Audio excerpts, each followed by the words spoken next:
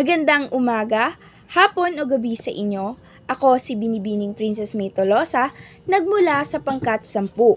At ako ang unang magbabahagi at magtatalakay tungkol sa paksang pinamagatan, ang kahulugan, katuturan at kahalagahan ng nobela bilang salamin ng lipunan at bilang anyo ng malikhaing pagpapahayag. Ngunit, bago tayo dumako sa ating pinakapaksa ay magbabahagi muna ako ng ilang impormasyon tungkol sa kung ano nga ba ang ibig sabihin ng nobela.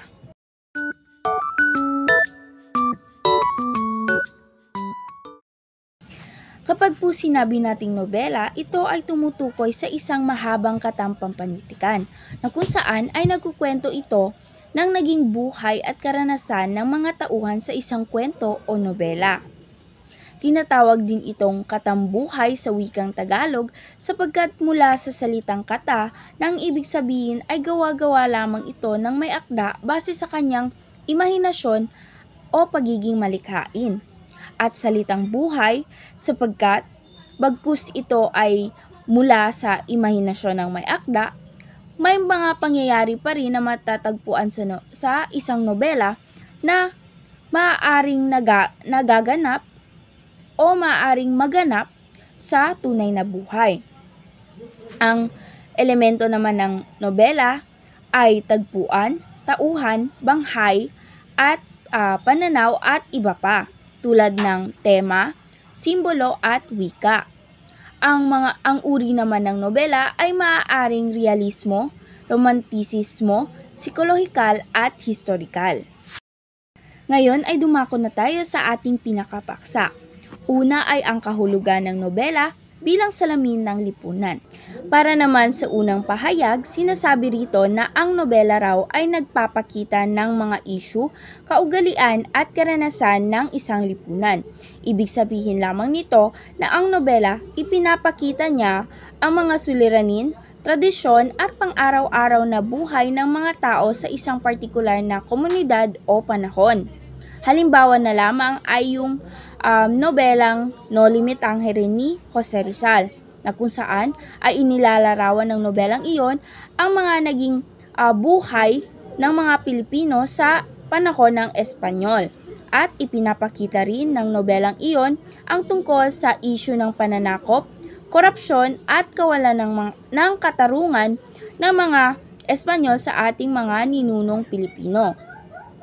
Para naman sa pangalawang pahayag, sinasabi na ang nobela na isisiwalat ang mga panlipunan, pampolitika at pang-ekonomiyang hamon.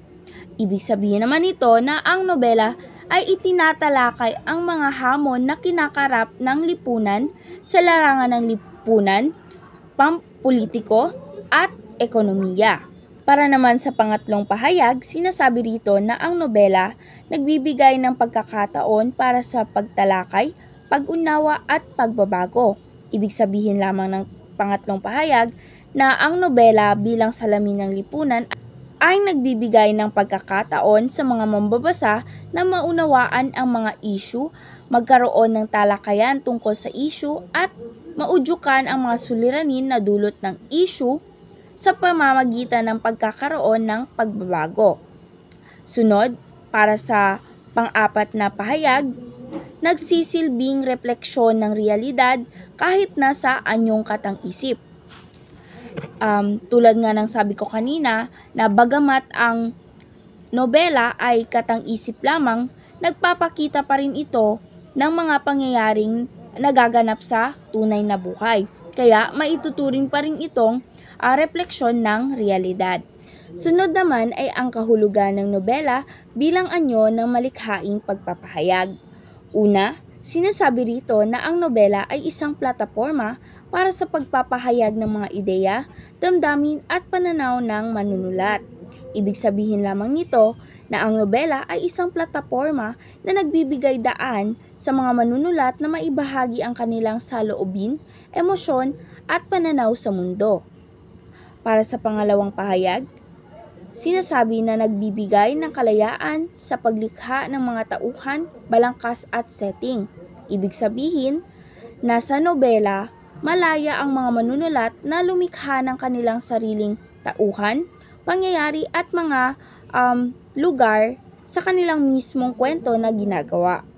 Para naman sa pangatlong pahayag, sinasabi rito na ang nobela ay nagpapahintulot ng eksperimentasyon sa wika, estilo at tema.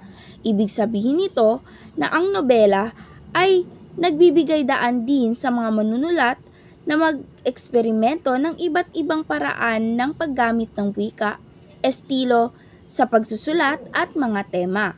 Sunod naman, lumilikha ng mga bagong mundo at karanasan para sa mambabasa.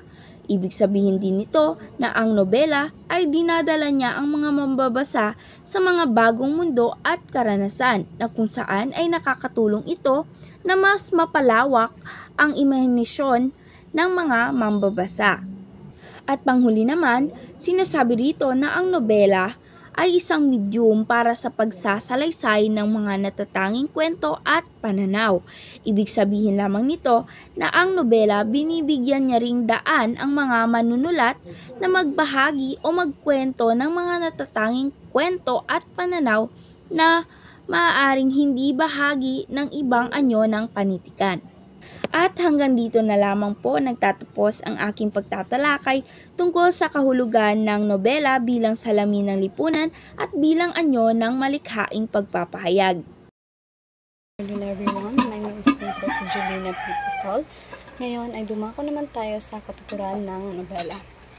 Katuturan ng nobelang bilang salamin ng lipunan ay nagpapakita ng mga suliranin sa lipunan tulad ng kahirapan at diskriminasyon sa pamamagitan ng kwento ng mga tauhan, tulad na laman ng nobelang Nalamitang ni Jose Rizal, na tumatalakay ito na hindi pagkapantay-pantay sa panahon ng kolonyalismo.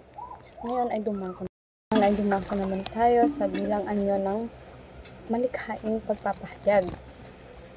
Ginagamit ng mga manunulat ang nobela upang may pahayag ang kanilang mga opinyon sa loobin. Halimbawa na lamang ng nobelang 1984 ni George Orwell ay nagpapakita ng mga operasyon at kontrol sa lipunan sa pamamagitan ng isang dystopian na kwento. Magandang hapon sa ating lahat, lalong-lalo na sa ating butihing guro na si Binibining Herda. Ako po si Binibining Jody L. de los Reyes. Ngayon, dumako na tayo sa kahulugan ng nobela. Ang nobela ay isang salamin ng lipunan dahil nakikita dito ang mga aspeto ng buhay sa isang particular na panahon o lugar. Ipinapakita dito ang mga kultura, kaugalian, at mga suliraning kinakaharap ng mga tao sa lipunan. So, sa pamamagitan ng mga tauhan at mga pangyayari na ipapakita ang mga isyung panlipunan, pampolitiko at pang-ekonomiya na nagaganap sa totoong buhay.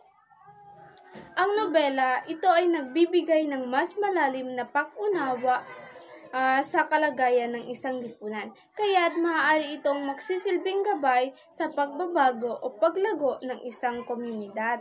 Ngayon, dumako na tayo sa ang nobela ay isang anyo ng malikhaing pagpapahayag dahil nagbibigay ito ng kalayaan sa may agda upang maipahayag ang kanyang idea, damdamin at pananaw sa pamamagitan ng isang masining na pagsasalaysay at malikhaing wika.